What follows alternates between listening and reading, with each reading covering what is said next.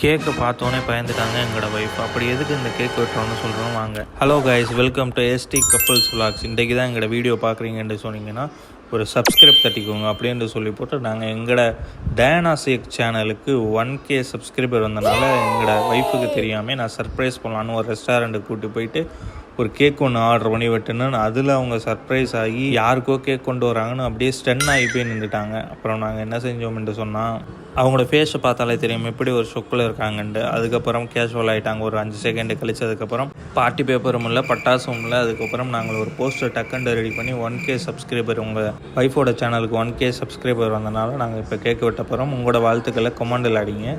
அதுக்கப்புறம் நெருப்பட்டி இல்லாதனால நாங்கள் அப்படியே நெருப்பட்டி மாதிரி பற்ற வச்சு ஊதிட்டு அப்புறம் கேக்கு வெட்ட ஆரம்பிச்சிட்டோம். வேண்டாம் இங்கே பற்ற வைக்கக்கூடாதுன்னு சொல்லி போட்டினோம்.